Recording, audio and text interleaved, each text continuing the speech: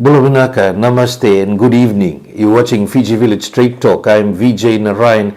Tonight we have again two special guests to talk to you directly about a very critical issue that is affecting our country. We've had many weekly shows in relation to this, even taking you out of the studios to some of the places where drug addicts are living and the issues they are facing. We are talking tonight to the Adult and Teen Challenge Fiji team. In studio tonight we have Hemraj Mangal. He's the Executive Director and Senior Pastor of Promised Land Church. And soon after the statement and press conference that was held last week, where they came out with the work that they're doing, we reached out to this organization and wanted to know more about what they're doing on the ground.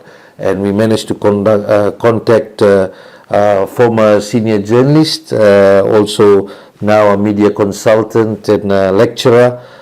He's also a former MP and National Director of Marriage Ministries, Mangal and Akauola. So, Hem and Matai, thank you very much. On behalf of our viewers and listeners, I'd like to welcome you and thank you for accepting our invitation. Thank you very much for having us on this program. It's very much appreciated. So, let's talk about, first I want to ask both of you, how did you decide that we needed to have an organization like this in Fiji? It's a very powerful question. Let me take you back. It got born out of the burden of my heart and my wife's heart. Very early in our ministry, we read this book known as Cross and Switchblade, which was one of the best-selling books in mid-80s. It was authored by David Wilkinson, who started off Teen Challenge or Adult Teen Challenge in US about 66 years ago. I read that book twice. I saw his movie, and later on I read one of the gang members by name of Nicky Cruz, who wrote the book Run Baby Run.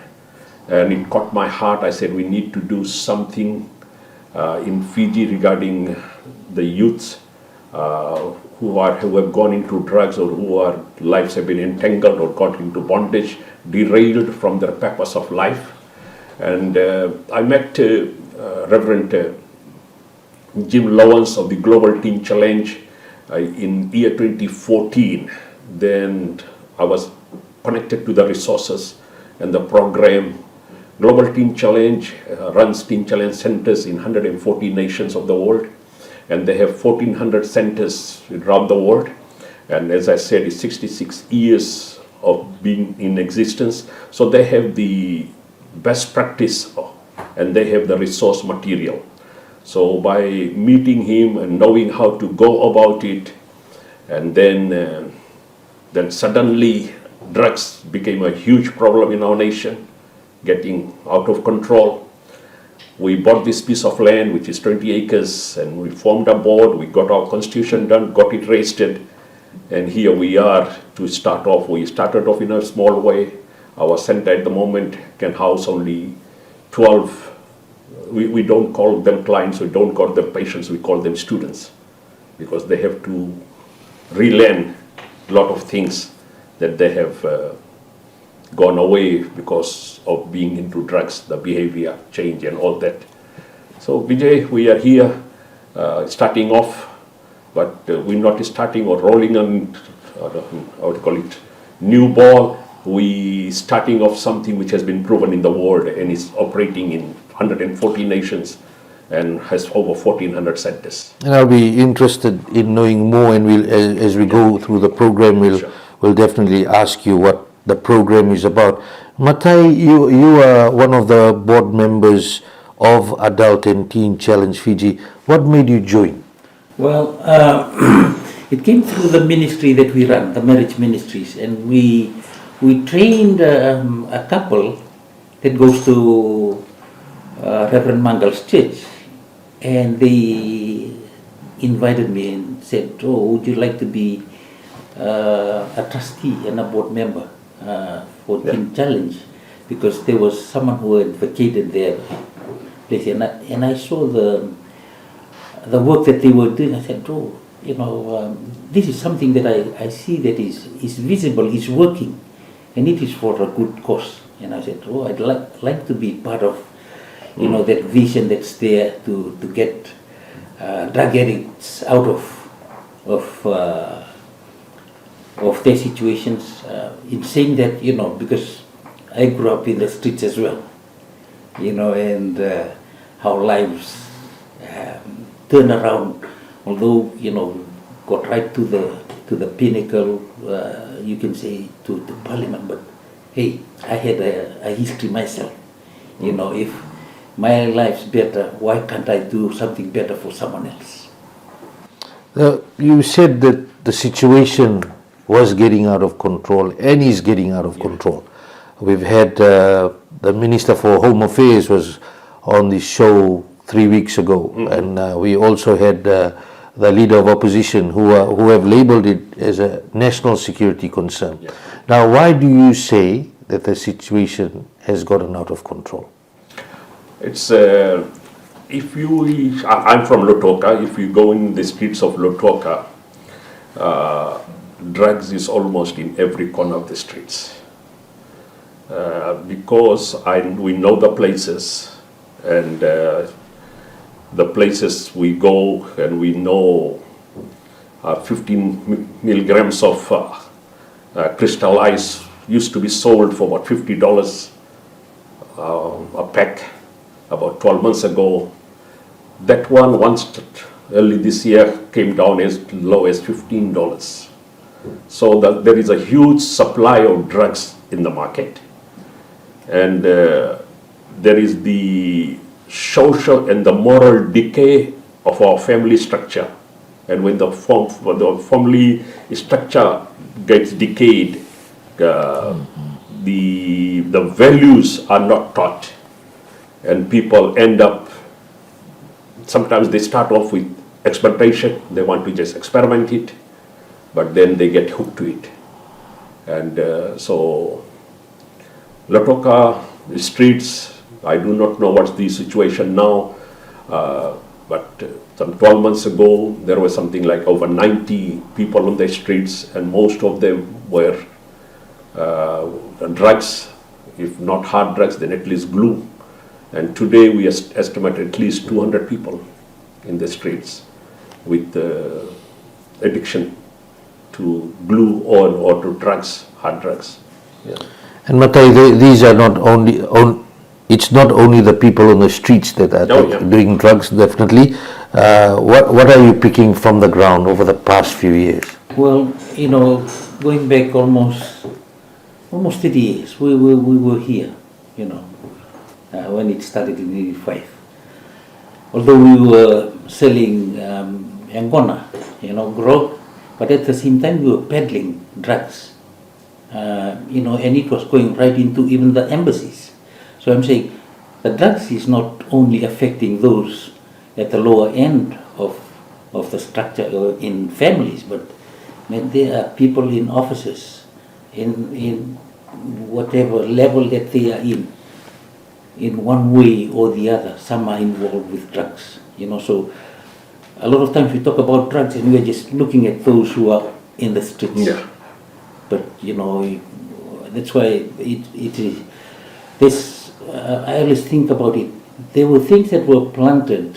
This is just the end. We're looking at the end, but there has been a doorway.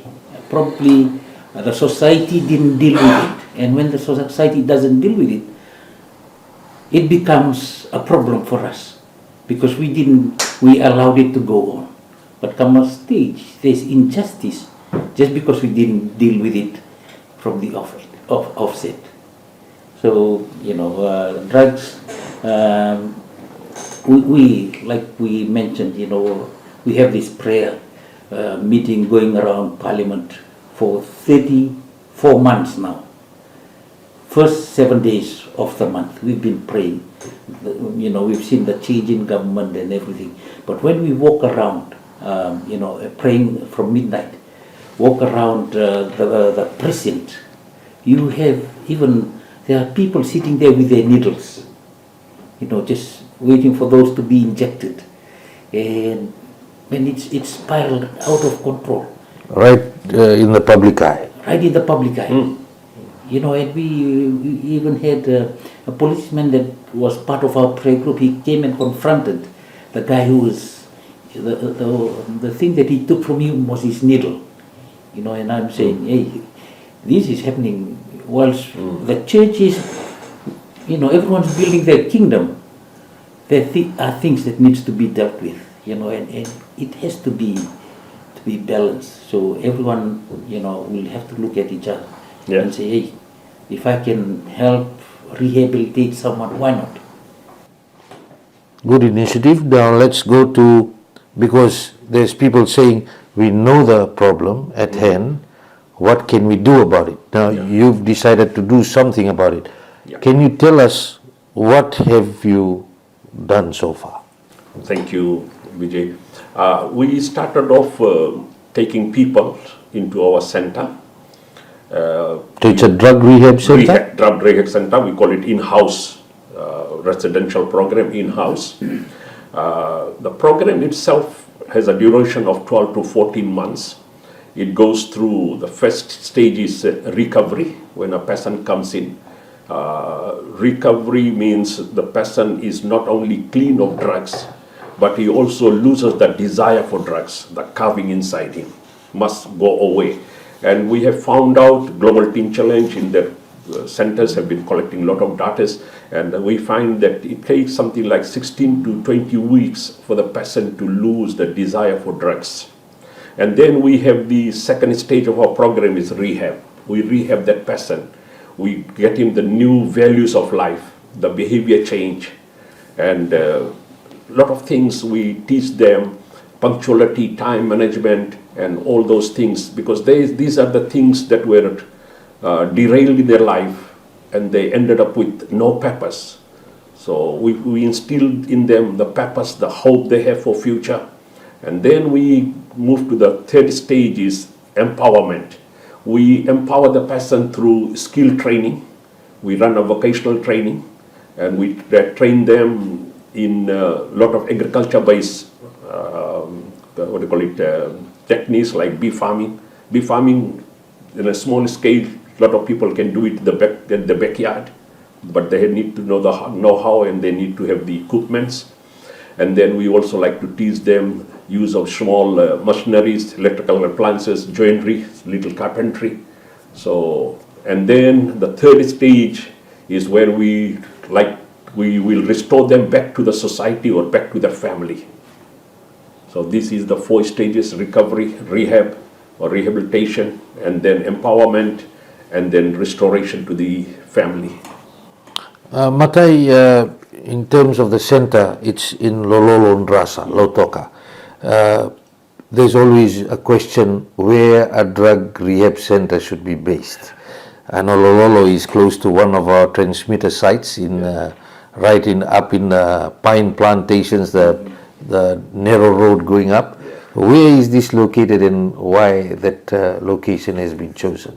Well, I know Taltala will elaborate on that, because one of the church members was selling that property, so he saw the need in regards to, because he had this vision. So I'll let him talk about how they bought the land. Yeah, this church member who had a cane farm, and he was not able to do justice to it because he was also a businessman. So he decided to sell, and I asked him, where is it? And he said, out in Lololo Ndrasa. So we visited, and I found out this is an isolated area. And if you bring people, it's very difficult for them to run away from there. Okay, and other things, it's very quiet, very calm. It's a very pleasant atmosphere in there. So that is how first it was made available to us, and it was huge, 20 acres. So we went in, we raised funds, we bought the property, and with the existing houses and all there, we started off the program. As I said, maximum we can take is about 12 students, and we have plans to make a men's center, and then we also have plans to make women's and children's center. The plan is to make something like 80-bed men's center and 80-bed dormitory for women's center, and have all other facilities, something like a chapel, classroom, media center, music, and the library. You've had some discussions with government and other stakeholders about this? Definitely, I just going through our correspondences in last March, or March 2023, we visited the Fiji Council of Churches. We visited various government departments, even the Assistant Minister in the Prime Minister's office, the Commissioner of Police, and Ministry of Youth. So and the feedback that we got from them is that they will make contact with us. This is in March 2023. 2023. It's October, November 2024. That's more than a year. So that's why I'm saying, a lot of things that we do, there's probably a lot of talk first. People just try and please you by saying, oh, okay, we'll contact you. But up until today, we haven't received any call. And we are saying, hey, there's a program here, and we are seeing that even the Council of Churches is saying that they will get a program from South Africa. And hey, didn't we visit you last March and articulated to you that there's a program? For us, the key thing it's the drug addicts. And there are some that have gone through. Even one from St. Giles, and Taltalo can explain more on those who have gone through, because we've seen the changes. They have kind of become better people after going through those programs. But coming back to that, I just hope that people who are watching and listening, we have a lot of fake people, so to speak. When the rubber hits the road, we need to speak the truth. We need to address issues. If there are people out there, even in governments, they can tell you things, but the intentions and the motives behind it. So I know it's going to be. That's why we call this the straight talk. We need to front up and say, hey, we call a spade a spade. We've come to your offices more than a year. We haven't received any call. But they've been saying publicly, including the Fiji Council of Churches, General Secretary, just 2 weeks ago, was on a panel discussion where he spoke about his personal life and other things, but he said that we need a drug rehab center. So you were saying that the Council of Churches already knows that you exist as an organization already? Yes, we had our whole team, even Jim Lowen, our chairman from overseas, was here. I was the one who made, emailed and made contact with Reverend Tungi for us to visit. And we went and had probably spent about 2 hours just talking about things and Teen Challenge and what we had to offer. Because we were wanting the thought behind it was, in coming to the Council of Churches, we thought that it was one-stop shop. It will get to the other churches. But we realize now that we might as well do our own thing, go to every single church as well, because just hearing the speakers debate, last week, one of the senior doctors, Dr. Moore, who was 90, he said the key is the family and the church. They need to go. Yes. They need to come in. And that's why the church, for me, instead of building their own kingdoms, there are issues that we need to deal with. They need to move quickly. Yeah. Do you think it's maybe they don't see your program as fit for what they're trying to do? Vijay, our program has existed around the world for 66 years, and internationally audits have been done in the program, and the program has something like 78% success rate. When I say success rate, means those who come into the program, 78% of the people do not return to their former life after graduation. And I'm talking about this survey was done for those who left the program for something like 4 years prior to that. And there has been a lot of studies done in US and many other nations. And I want to tell the audience, this program works. I have visited many teen challenge centers like Cambodia, Thailand, US, Australia, and most of these centers have waiting list. People want to come into the center because they hear somebody's life have been changed, or transformed, healed, recovered, and restored, and we are starting off, and I plead to the people, join us. We can make an impact and change many lives. You're watching Fiji Village Straight Talk. I'm Vijay Narayan. We'll be back after this break. Hey guys, it's Penny and I've got some great news for you. I've got a podcast. Up. Don't whack heels. We have a podcast.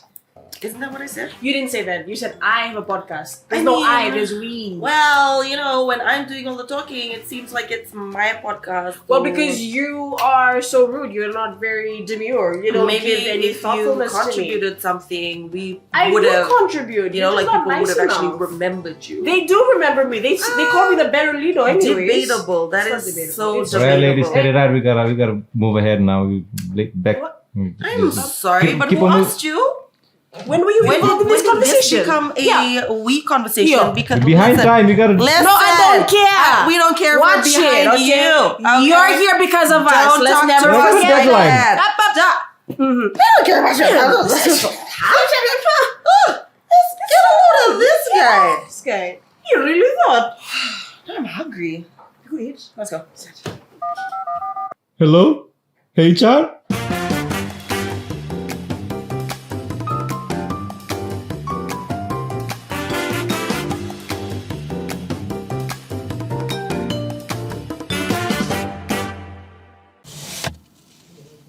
Oh my gosh! Oh, what's in the box? You're probably wondering, what's in the box? Well, if you must know, it's actually me. Before you call the police, I'm actually an app. The all-new Fiji Village app. Here's an update. See what I did there? I gave you an update. What's new? Well, for starters, I look different. My new layout also comes with stories if you're looking for something short and sweet. I will bring you the latest news on the dot so you stay updated. You're welcome. You don't have to go anywhere for content because I bring the content to you. Not only can you listen to your favorite radio stations, you can also watch online video content.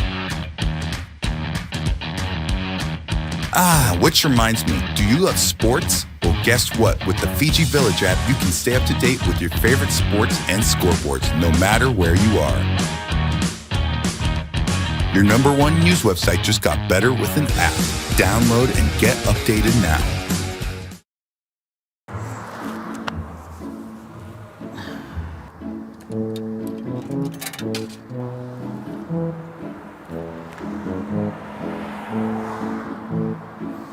क्या आप भी परेशान हैं?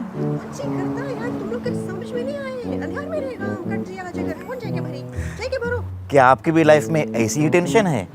आपकी परेशानी को कम करने के लिए आ रहा हूँ मैं बहुत ही जल्द आपको हंसाने के लिए। रेडियो सरगम और रेडियो सरगम फेसबुक पेज पर बहुत ही जल्द वहीं पर मिलेंगे। हेलो, अरे यार,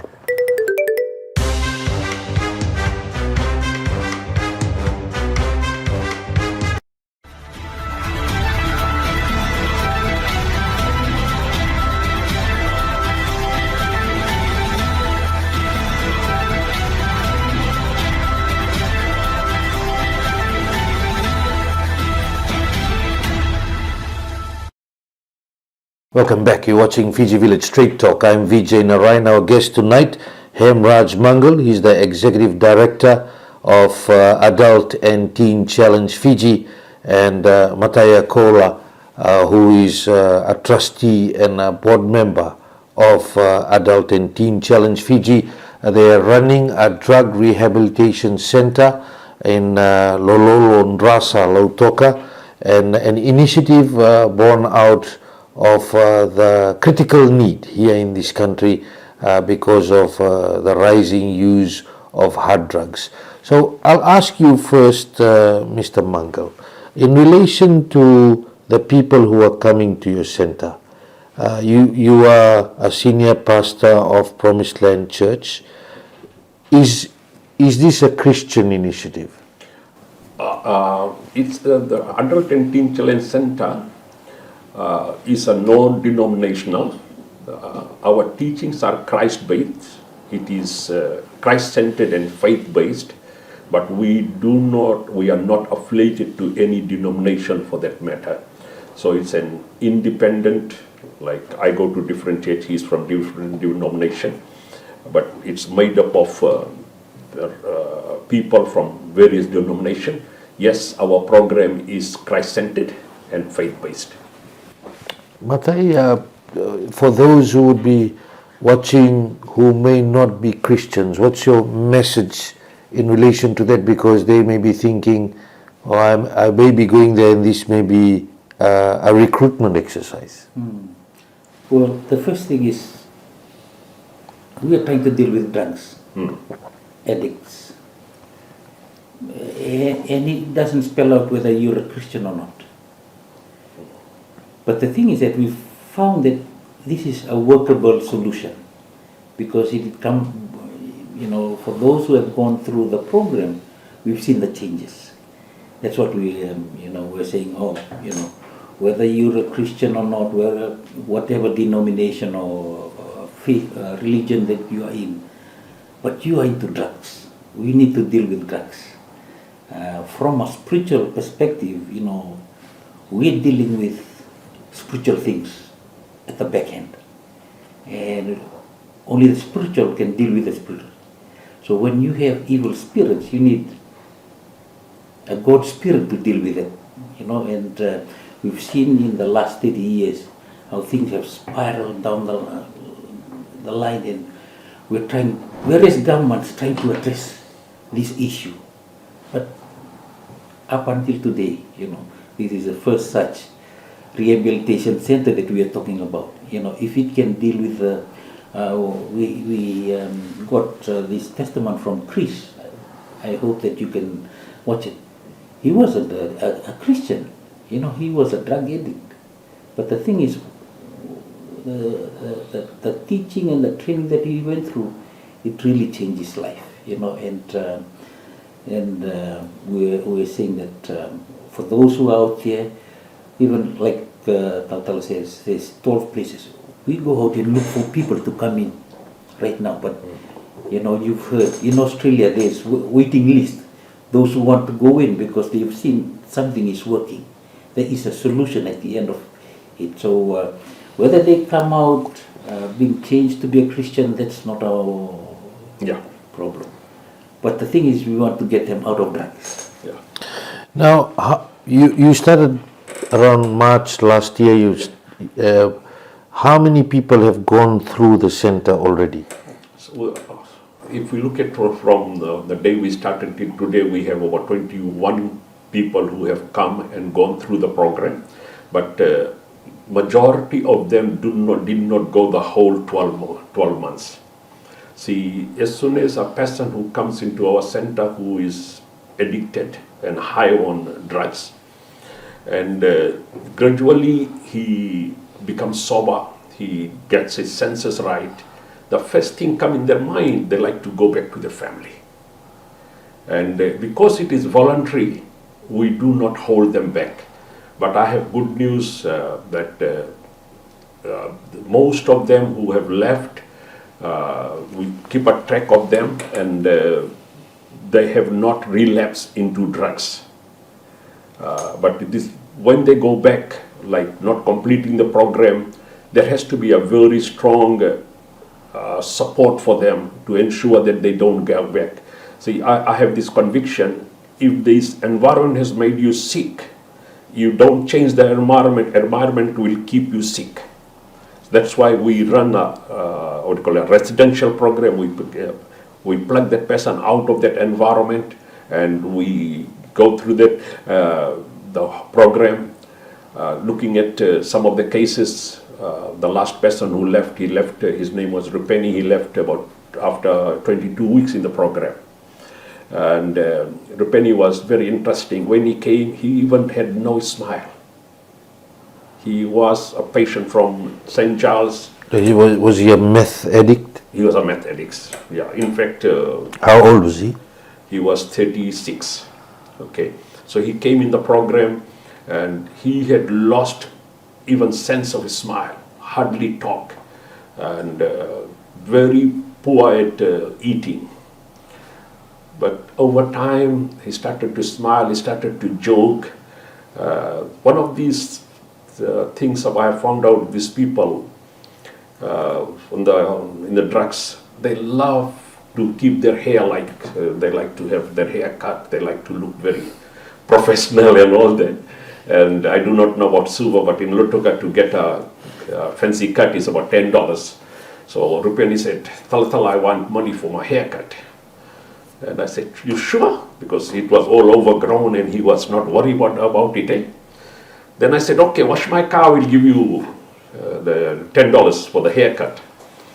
So I just came out from the office and I saw Rupeni has finished washing. He went and started to see the car from the distance, and he comes and wipes here and there. I said, hey, Rupeni is back to sense.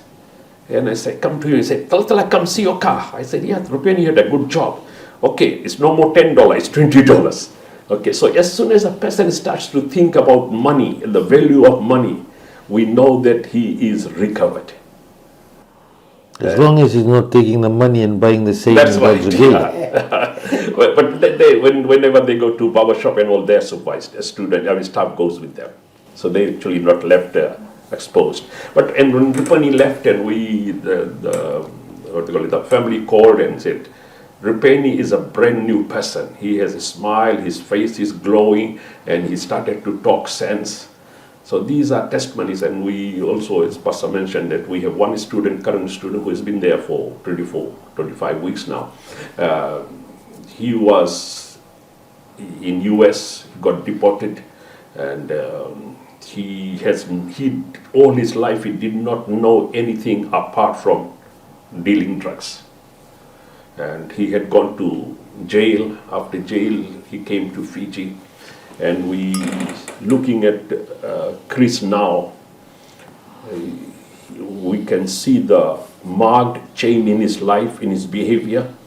And with us now being 25 weeks, so he has been clean 25 weeks, and he has now lost the desire for drugs, and he's very eager to complete the program. So it's wonderful stories we hear from those who come. There are some who come, as soon as they get a little sober, they run away.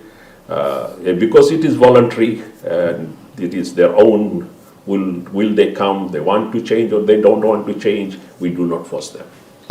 So most of these cases, they are through referrals, the parents or families are bringing them over, or they're coming on their own? At the moment they are being referred, Yeah. Yeah, they're being referred. But, and they know themselves as well. They know their connections. They have connections in the street. Just the other day I was talking to one of a dear colleague as well who has transformed from having cannabis, only, most of and he's been rehabilitated. And I said, oh, you better come and meet Reverend Mangal. I want him to, because he's got his connections in the streets. Trying to get him to introduce them to bring them into rehab. We could help those in the streets, so to speak. At this point in time, whenever we ask a question about a drug rehab center in Fiji, officially it's been said we don't have one. Now there was the issue about, we need a place, we need a location, we need funding. What do you have to say to those who are watching there, including maybe those in government? Thanks. We have a place. Our place is large. It's 20 acres. It can afford to have a full-size rehab program. The plan that the trustee or the board has is to build 80-bed men's center. Men's center means 18 years and over. And then we also want to build a women and children's center, also 80-bed. And then we want to put in the whole, sporting facilities and all that.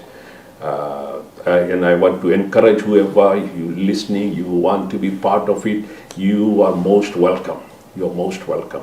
Yeah, we encourage, let's do something. Let's not only talk about it.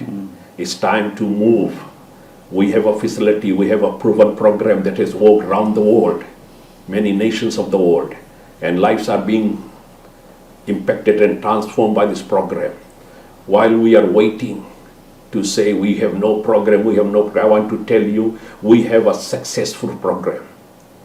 And come, and as previously we have talked about who can come in the program, anyone can come who wants to change, irrespective of your religious background.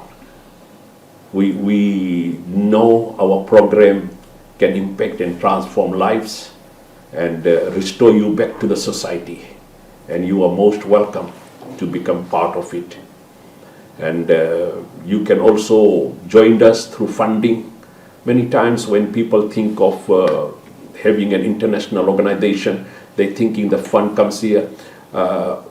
No Teen Challenge or Adult and Teen Challenge Fiji stand alone. We raise our own funds. We raise funds through individuals, through church, anybody. At the moment we have one company in Lotoka, a large firm which is giving us some grocery, and we love those kind of donations to come in. Currently the major sponsor of the whole program is the church that I'm pastoring, is Promised Land Church. I told them that this Adult and Teen Challenge is my baby, and so is the baby of the church. So they're standing with me in this. But yes, we go bigger. Yes, we want to develop the place. We definitely need financial help.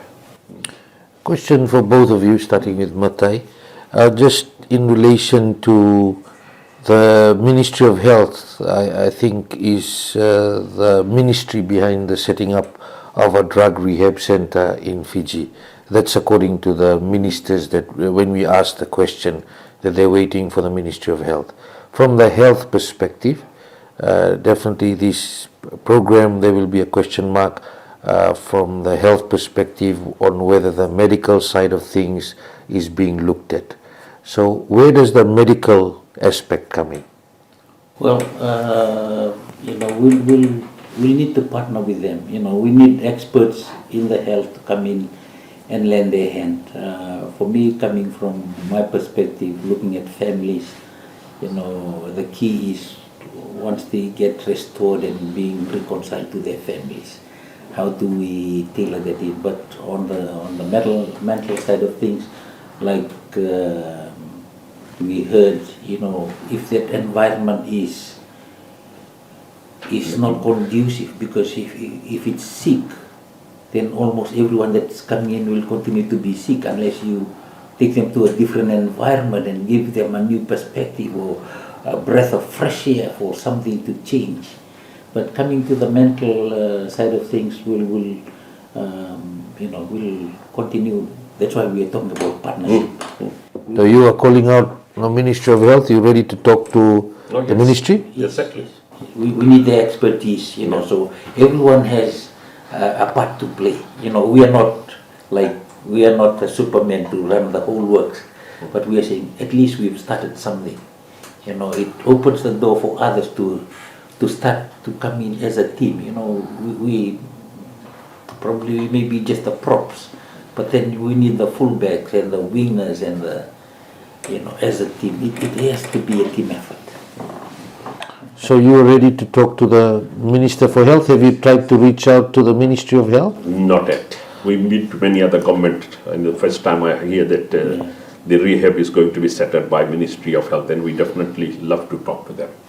So there will be efforts made now? Yes, Yes, we'll do that. Yes. We will also ask the Ministry of Health on whether they will be talking to you and in terms of what will happen.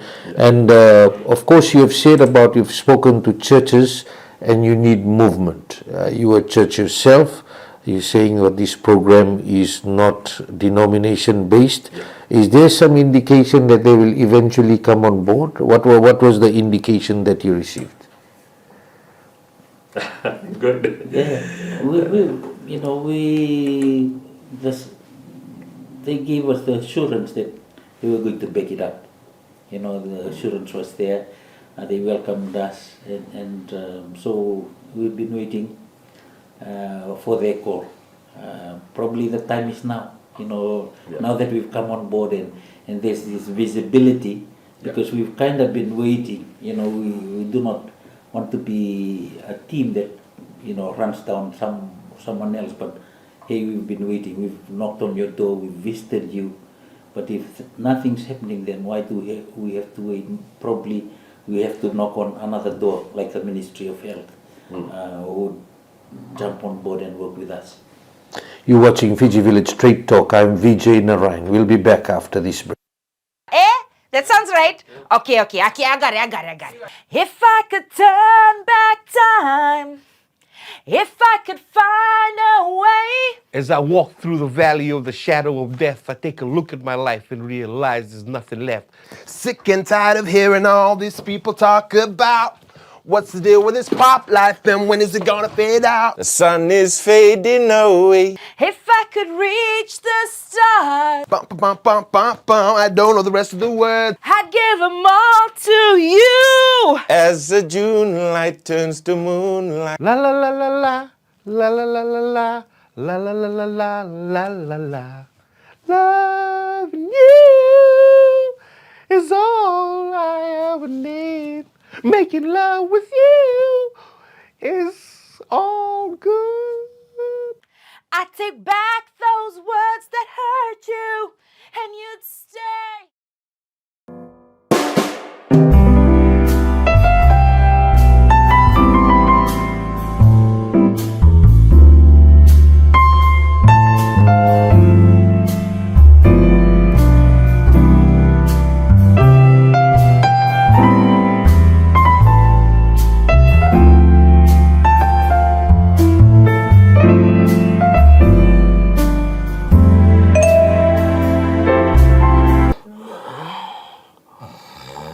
Demis, sabi mama na lima. Ebe kenapa ya? Gol.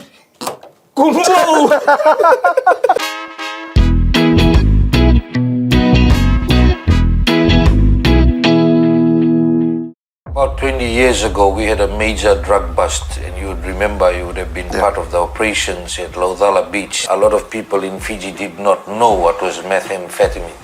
And what we are picking up on, people are saying it's readily available. Just the issue in relation to General Secretary, was that a tactical move that he ejected himself from Parliament? Personally, it's unfortunate. How are you dealing with those police officers who may be allegedly involved in this? We assure you that we will be having police officers around. As a result of that bad policy, by the end of this month, we would have lost close to about $70 million in government revenue. Bula Vinaka, I am Vijay Narayan. This is Fiji Village Straight Talk. Fiji Village Straight Talk with Vijay Narayan. Watch it live on the Fiji Village Facebook page and YouTube channel. आप देख रहे हैं इसी संडास जो हमारे superstar fresh अभी आकर इस्तेमाल करेगा किसी वक्त अभी लो आ गया superstar fresh Not following me again. Sir, जनता जानना चाहते हैं सर अगर जनता जानना चाहते हैं सर अगर rumors true sir. Hopefully. Bye. Sir, एक सर अब देख रहे हैं डॉक्टर के स्टूडियो में हम बन चुके हैं जेसिका जी जेसिका जनता जानना चाहते हैं जेसिका जनता जानना चाहते हैं कि आप कौन सी मेकअप लगाते हैं आज मैंने तो कोई मेकअप नहीं लगाया लगता है लगा ले How dare you DEA तो आप देख रहे हैं यहाँ एसएन का गाड़ी पड़ा है काफी गर्जी है लेकिन एसेंस साहब एसेंस सर अमेरिका से आए हुए सर अमेरिका का जनता जानना चाहते हैं सर आप हमेशा काला चश्मा क्यों पहनते हैं सर तो सफेद चश्मा कहाँ मिली सफेद चश्मा देखा कहीं तुम तुकता काय को है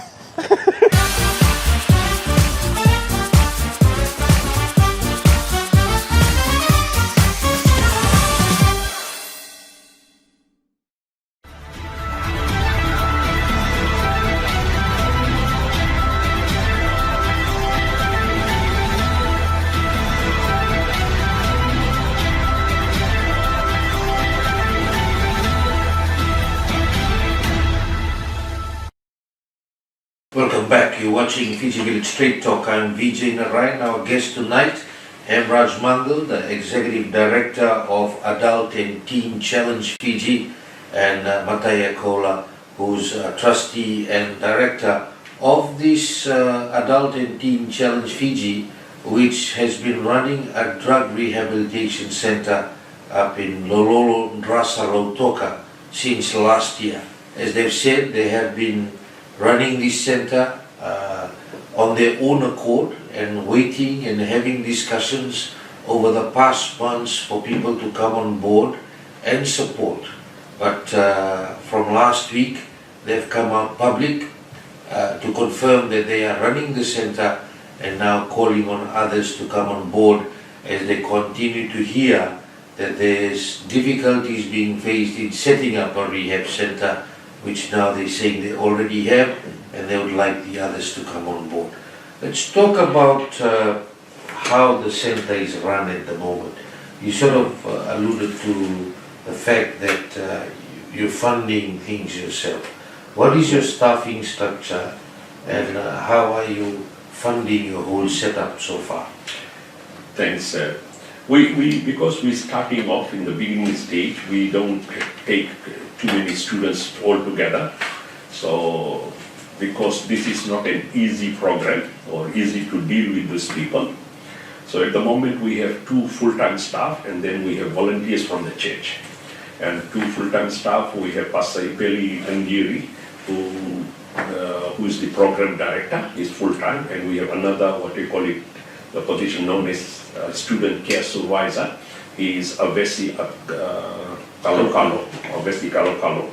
And they are well trained and they are still doing a lot of online training through Global Teen Challenge.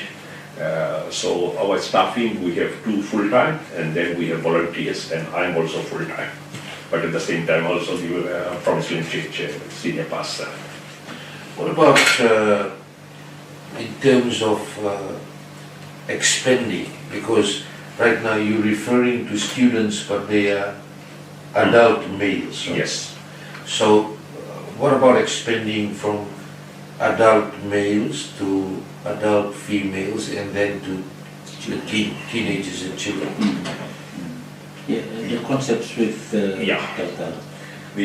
the moment we like to develop the male center. When the fundings have come in, we have the money. We like to build at least 1 by 1 a dormitory of 20 bed men center, then another 20. But you're right, we also have plans to build a women and children center. We always love, or we always know, when a woman comes into the program, adult woman, many times they have children, and children have nowhere to go, or children have a lot of problems. So around the world with the Global Teen Challenge, we encourage women and children to be together. Although the program is separate, but they stay together, they come together in the program. In the daytime, the children go to school and all that, and but the mothers are there to look after them, give them the love and the care they need. And as time passes by, they get healed, they get restored to the society. So yeah, we have huge plans. We have plans of first priority is men's center, then getting a women's center, and develop the whole place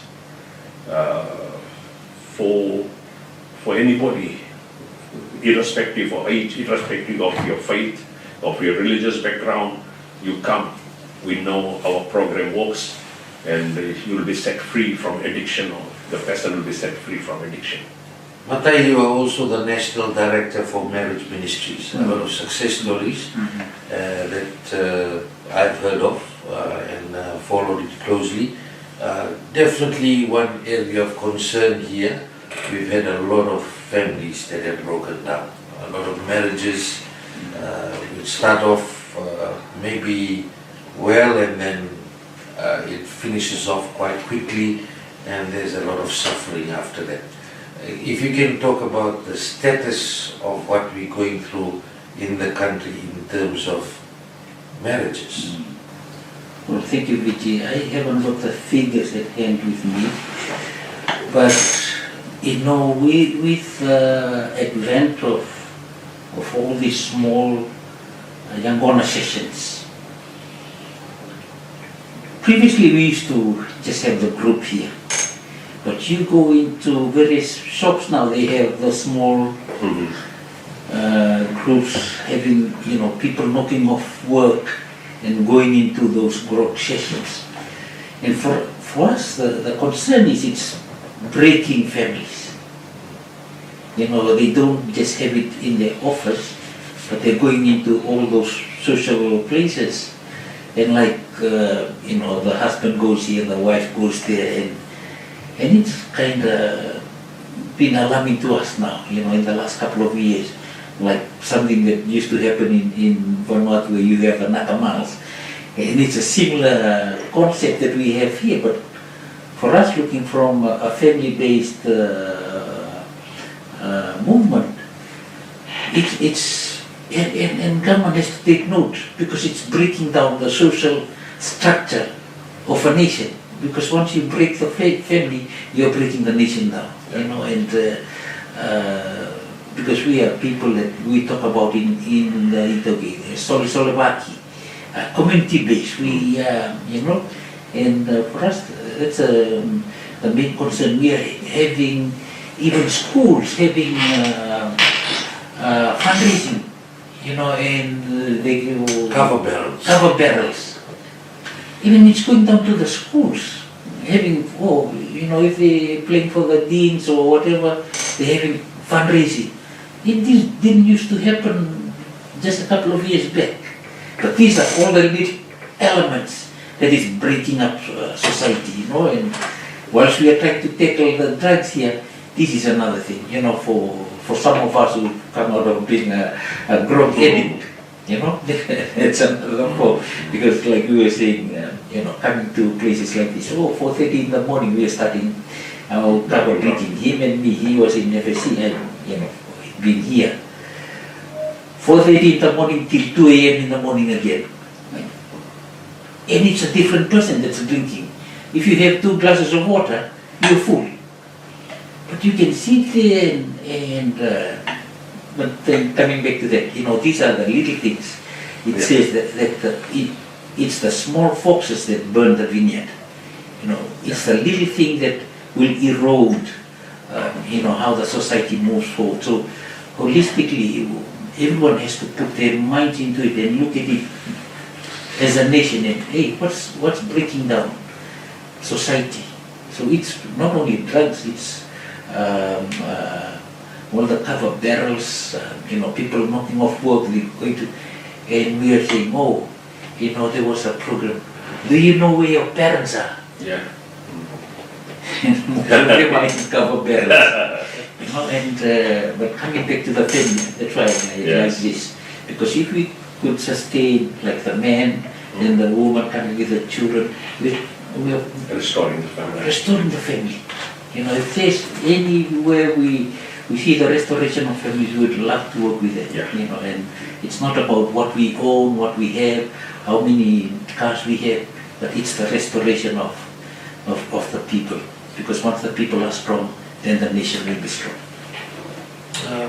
And just in relation to that issue about marriages breaking down and the issues emerging out of that, what have you experienced with your work that you're doing on the ground?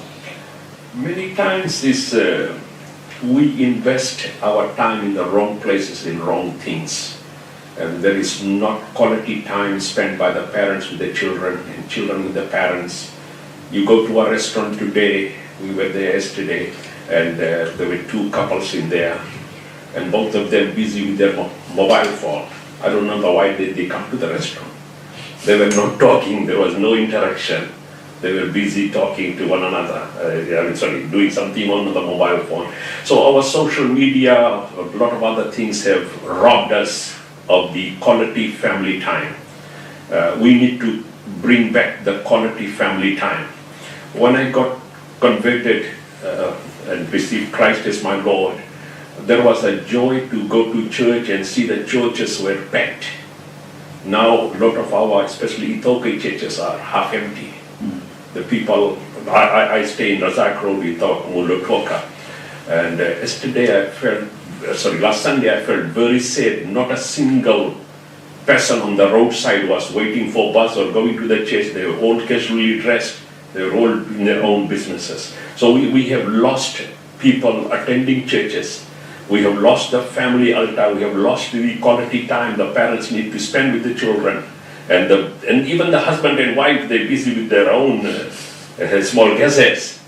We need to re-examine our lives as a family. But Matai raised an important point about building our own kingdoms, even churches building their own kingdoms, and maybe getting carried away with fundraising within the church. That's very true. Maybe that is also a push factor. Maybe churches have to re-examine themselves, Matai? Definitely, because the command is just to go and make disciples. That's the key thing. A lot of times it's coming back to, we're looking at the secondary instead of the primary. Yeah. Everything has to begin in the primary. What is your primary, your calling and all those? It's not, a lot of times I'm saying that because, like a home, you try and paint it and it looks good on the outside. But in the inside it's crumbling. That's where we're coming from. When you build from the inside, then the outward manifestation has to reveal how good it is, the heart is, so even societies, even the churches, it doesn't have to become, there's a big church and everything, but it's the heart of the people. Are they prospering? Or do you come to church just because you have to have your name ticked, we attended church? So it is, coming back to that where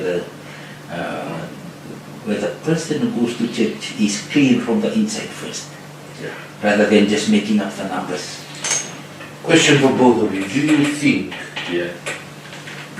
Fiji, majority of the people in this country belong to Christian denominations? Majority. Do you think that our churches are doing enough in relation to these very urgent and pressing issues? Thanks, Vijay. Jesus said, go into the highways and the byways. Jesus said, I was in the prison. And if every pastor or every church board could examine, are we going in the highways and the byways? The prostitutes are in the highways and the byways. The addicts are in the highways and the byways. Are you going to the prison? An addict is held in bondage to his habits. He is already, is struggling with the life-controlling issue. What is the church doing? So I encourage every church pastor to rise to the call and to see what can I do about it. As Pastor said, we're doing a lot of fundraising. We collect solely every Sunday. Is the money rightly used? Are we pursuing the Great Commission that Jesus gave us? Right. Once we get the perspective right, the churches will be seen as a dynamic force. Church will be seen as something that the society needs. Thank you. Talking about the numbers, we know that there's more Christians in this nation, but are they Christ-centered? You could be called a Christian, but you hardly observe what's in the book. Are you obedient to it? That's another thing, eh? And, Mahatma Gandhi said, I like your Christ, but not your Christian. And that's the way he looked at things. We are people that we've got a role model, and it is Jesus, because are we willing to go the extra mile? In terms of that, coming to, we're talking about the majority. Why, if we say this is a Christian nation, why are we having all these problems? There seems to be a lot of problems even within the Christian circles compared to other religions. We need to deal with ourselves first. I'm not pointing a finger at others, but it's us. Hey, we're talking about the forgiveness and reconciliations that's happening now. Why did it have to take so long? And like it says, for us, it comes back to the homes. When husband and wife can see eye to eye from home, wherever they go, they can be mighty wherever they go. They work and everything. So everything, like it says, it begins from Jerusalem. It begins from your home. Then I cannot come and live a life out here when I'm not living it at home. But previously I would come to work and put on a mask and everything looks good. But we are saying, no, we have to take out that mask. You are the same person from home, you are the same person at work, you are the same person in church, you don't put on a mask. And that's what we're trying to deal with. This nation needs to front up and say, let's take off the mask, let's call a spade, let's deal with issues. The issue regarding the social and moral decay, connected to a lot of children on the streets, a lot of neglect, broken families result in children living on the streets, and a lot of those cases now we're seeing that the latest statistics shared by the Assistant Minister for Women and Children, where in 2 months alone we had quite a number of overdoses in Nandi alone, involving people living on the streets. What is your analysis of that, knowing that it's now that the decay is really spreading and now costing lives? Well, it's like a pandemic. Yes. We have to take it to that level. It's like a COVID-19. The church, we're not just dealing with something that's, if it's happening, now it's visible. Yeah. Previously it didn't used to be visible. People did it secretly. But for it to come out and it's visible, that speaks volumes. Like I said, our prayer group around Parliament. And we see young kids around about 12, 1 o'clock, they're still roaming around in Albert Park. And I'm saying, hey, just a few years back we didn't see this, the young kids. The society you have to walk the talk, you have to come down and see what's really happening. But coming back to your question, everyone needs to pitch in and do something about it. It's not only the government's problem, it's not the church's problem, it has to be a partnership. And collectively, strategically, we need to deal with issues. Final question, Harry, just in relation to you saying the referrals are coming through to the center. What have you started to establish and gotten to the point in terms of the recovery, rehab, empowerment, and restoration? The realization also why these people turned to those drugs. Yeah, many times it all happens at the family, at the home. Because at the very young stage they were not supervised, the very young stage the moral values and ethical values were not implanted in them. They get involved with the wrong people in the wrong group and they end up doing drugs. At the same time, I encourage every person who comes through into our program, don't play the blame game. I encourage them, take responsibility that it is your fault. If you are 18-year-old and you are still doing drugs, it's none of the family's fault.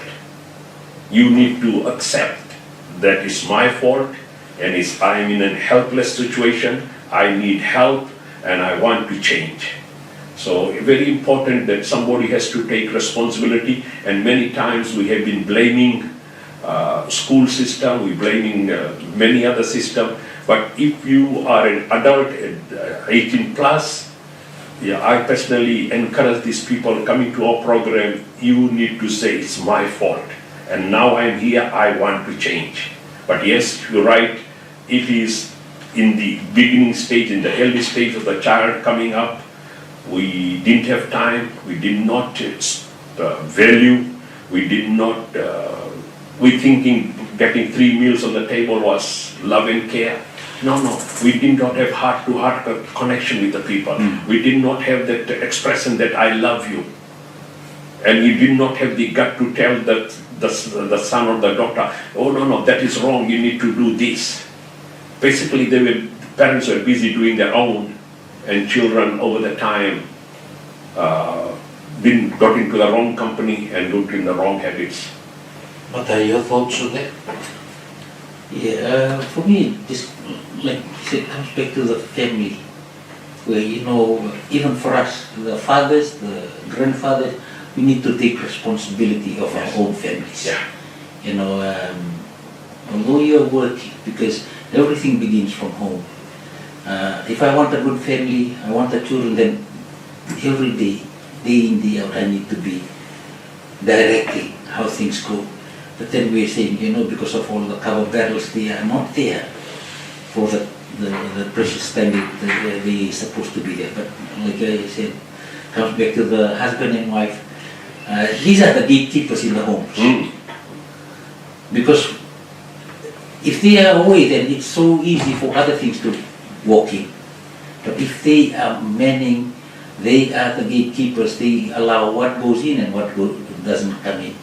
If they can stand together as a husband and wife, so vital for them to be working together. They need to see that they are breeding grown-ups. Those children are going to be grown-ups. Yes. So the role model they play needs to be, foundational for a family.